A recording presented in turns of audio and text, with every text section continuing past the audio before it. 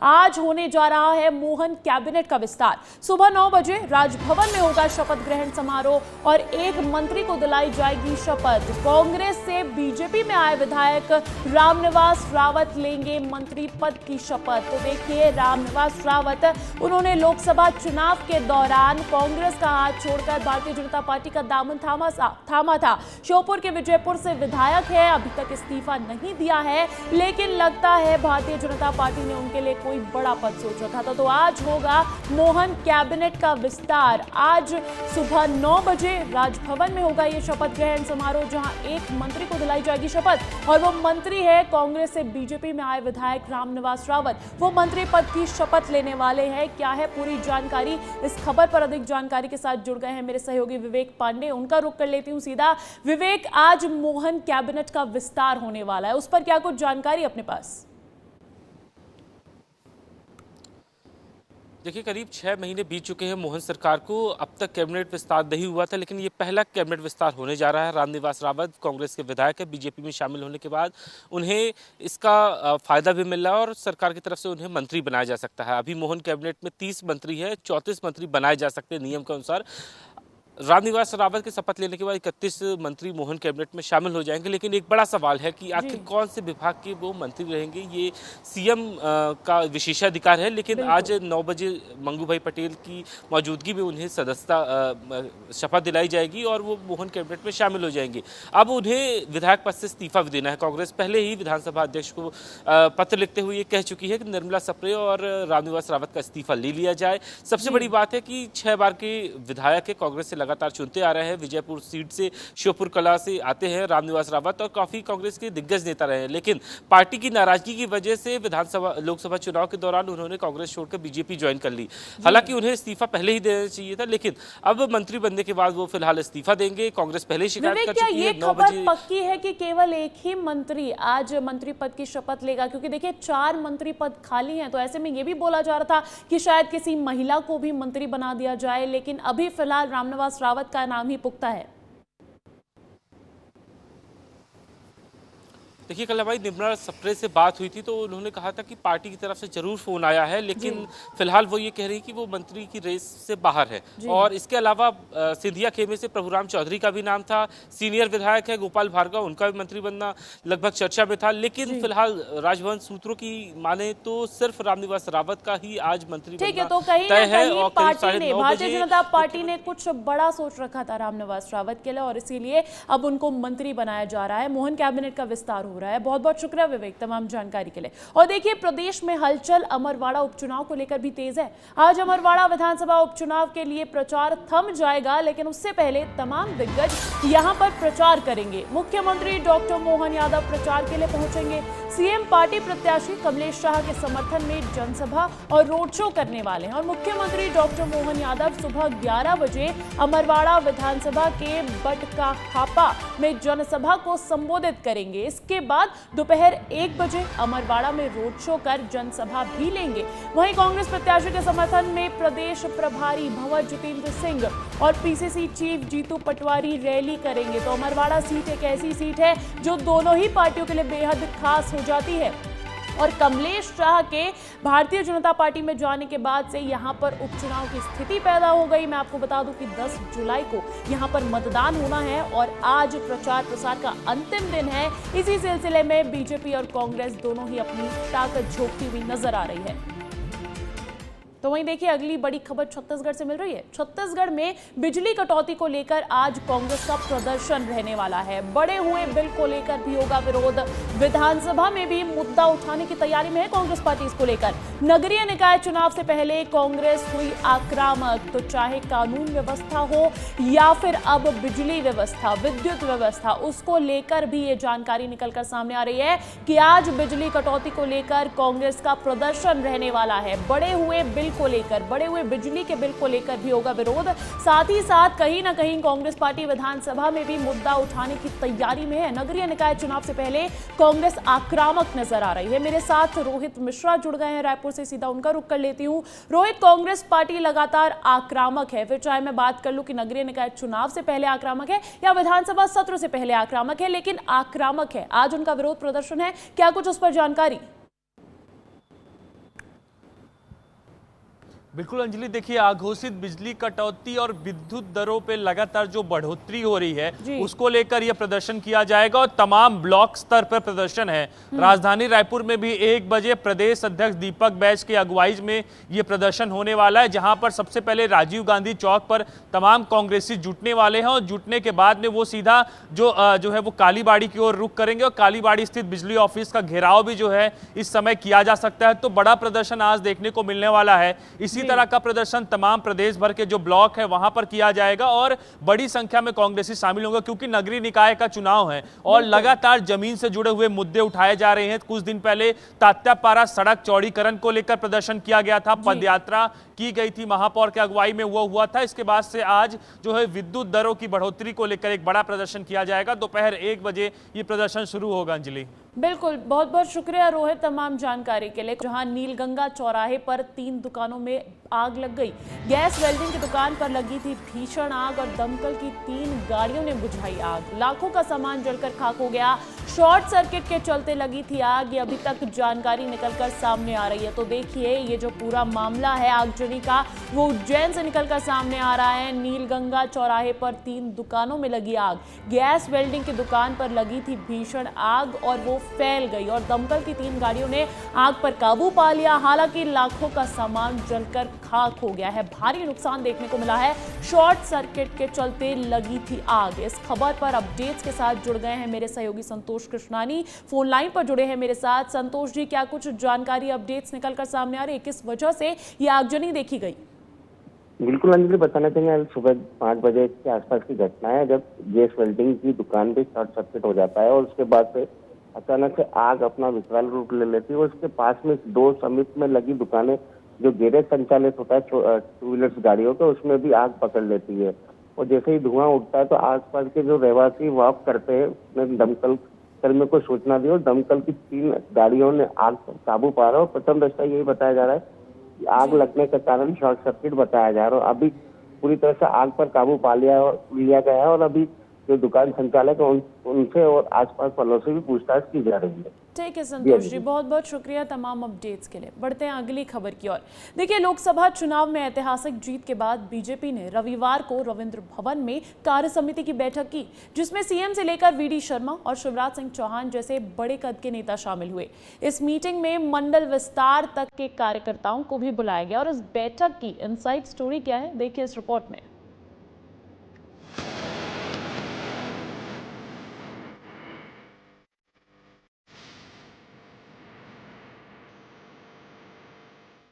लोकसभा चुनाव में ऐतिहासिक जीत के बाद मध्य प्रदेश बीजेपी की पहली कार्य समिति की बैठक हुई।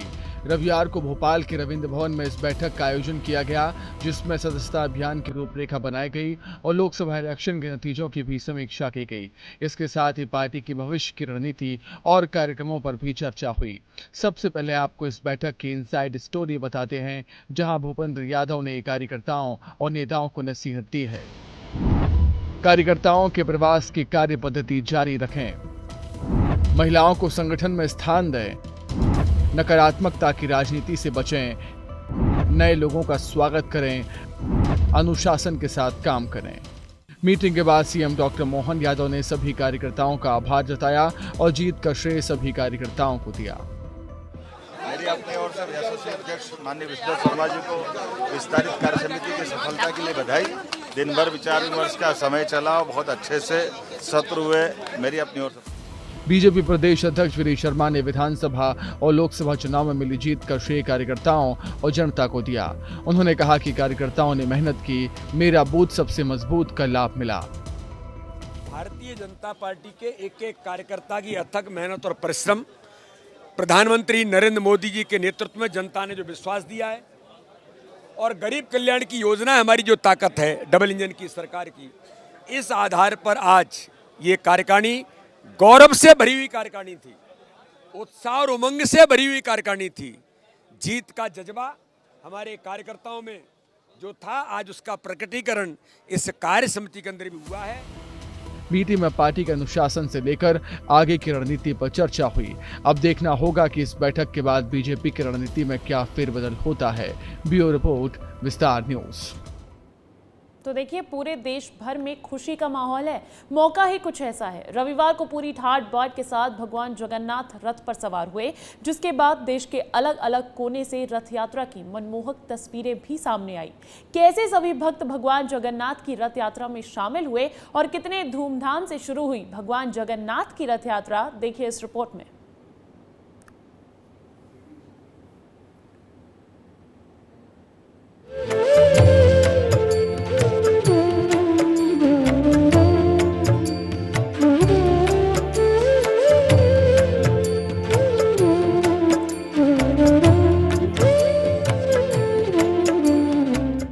मध्य प्रदेश के हर शहर में भगवान जगन्नाथ पूरे ठाट बाट के साथ अपने भाई बलभद्र और बहन सुभद्रा के साथ रथ पर सवार हुए। हर जगह आस्था की लहर दौड़ गई। कोई झूम रहा था, कोई रथ खींच रहा था, तो कोई शीश नवा रहा था, तो कोई अपने आराध्य को बस एकटक देख रहा था। मध्य प्रदेश के मुख्यमंत्री डॉक्टर मोहन यादव भी उज्जैन में रथ यात्रा में शामिल हुए और इसके बाद महाकाल के दर्शन और पूजन कर प्रदेश वासियों को जगन्नाथ रथ यात्रा की शुभकामनाएं दी। जगन्नाथ की यात्रा में उज्जैन आना हुआ, मुझे बाबा महाकाल के दर्शन का सौभाग्य मिला। मैं अपनी ओर से बाबा से कामना करता हूँ सबके जीवन में मंगल हो। जय महाकाल। जय श्री महाकाल। इधर राजधानी भोपाल भी जगन्नाथ स्वामी की रथ यात्रा के स्वागत के लिए आतुर नजर आई। धूमधाम से रथ यात्रा निकाली गई। गाजे बाजे के साथ भगवान की रथ यात्रा में शामिल श्रद्धालु झूमते नजर आए, तो सड़क पर जैसे आस्था का सैलाब सा उमड़ पड़ा। हर तरफ बस जय जगन्नाथ के नारे सुनाई दिए।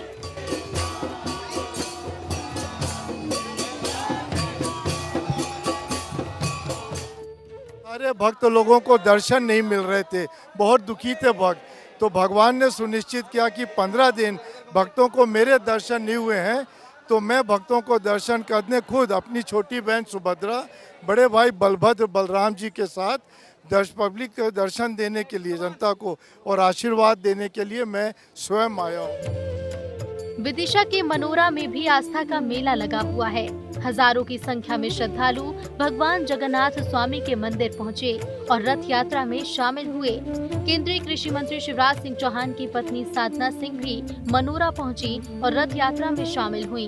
उनके साथ विदिशा विधायक मुकेश टंडन भी मौजूद रहे।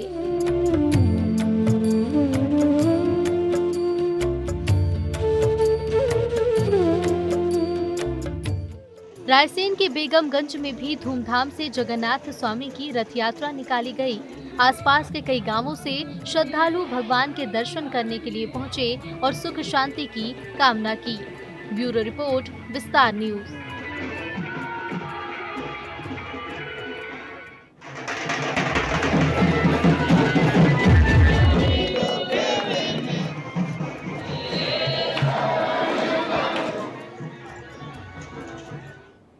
तो देखिए, आतंकबाजी अब नहीं चलेगी, ऐसा हम इसलिए कह रहे हैं क्योंकि जम्मू कश्मीर में सुरक्षा बल लगातार आतंकियों का सफाया कर रहे हैं। पिछले जून के महीने में जम्मू में हुए 3 आतंकी हमलों के बाद सुरक्षा बल और भी ज्यादा एक्टिव हो गए हैं। बीते शनिवार को हमारे जवानों ने 4 आतंकियों को मार गिराया था और रविवार को भी 2 आतंकियों का खात्मा कर दिया गया। क्या है पूरी खबर, देखिए इस रिपोर्ट में।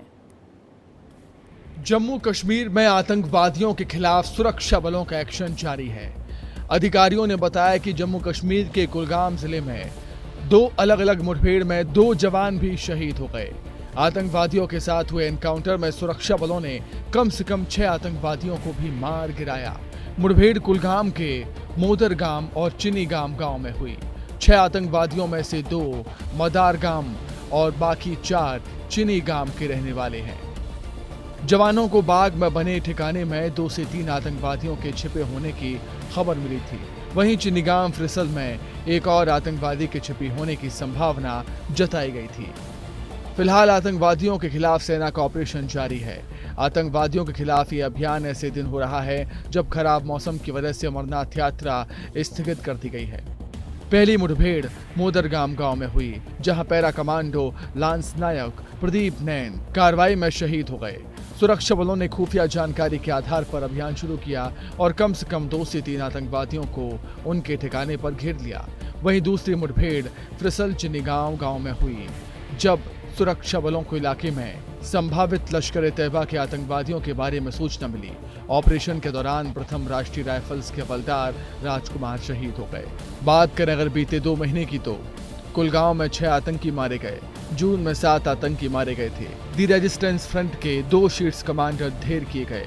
जून में हुए थे 3 आतंकी हमले।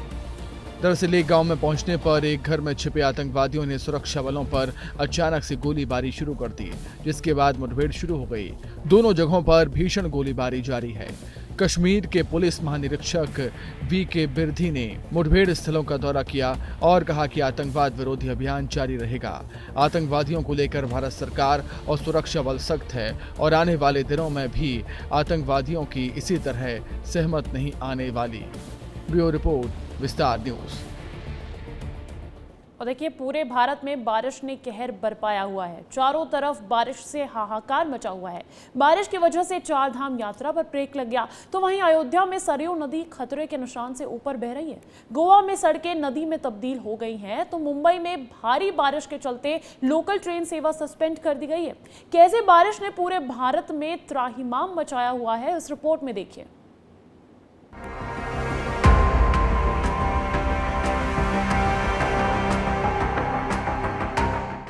पानी रे पानी ये तेरा कैसा रंग। मॉनसून ने जैसे ही दस्तक दी तो पूरे भारत के अलग अलग शहरों से तबाही की खबरें सामने आने लगी। यूपी के मुजफ्फरनगर में सड़क जमीन में धंस गई, तो कानपुर में घर के अंदर पानी घुस गया। बारिश के ये बतरा इस कदर बरस रहे हैं कि चारों तरफ हाहाकार मचा हुआ है। उत्तराखंड के गढ़वाल डिवीजन में भारी बारिश के चलते 4 धाम यात्रा रोक दी गई है। बद्रीनाथ विष्णु प्रयाग नेशनल हाईवे के पास लैंडस्लाइड के कारण सड़क ब्लॉक हो गई है और दोनों तरफ वाहनों की लंबी लंबी कतारें लगी हैं। उत्तराखंड के साथ साथ असम में भी बारिश मौत बनकर आई है। असम के 29 जिलों में भारी बारिश की वजह से 23 लाख लोग प्रभावित हुए हैं और अब तक 58 लोगों की मौत भी हो चुकी है। असम के अलावा यूपी, बिहार में हालात ज्यादा ठीक नहीं हैं।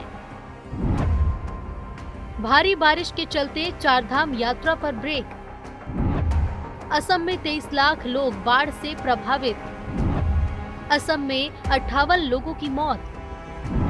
काजीरंगा नेशनल पार्क में 114 जानवरों की मौत। यूपी में बारिश की वजह से 13 मौत। महाराष्ट्र के ठाणे में 150 लोग नदी में फंसे। मुंबई में लोकल ट्रेन सर्विस सस्पेंड। बारिश ने चारों तरफ कहर बरपाया हुआ है। जानवर हो या इंसान, बारिश हर किसी की जान पर आफत बनकर बरस रही है। अयोध्या में सरयू नदी का जलस्तर खतरनाक हो गया है, तो वहीं गोवा के पणजी में सड़कें पानी से जलमग्न हैं।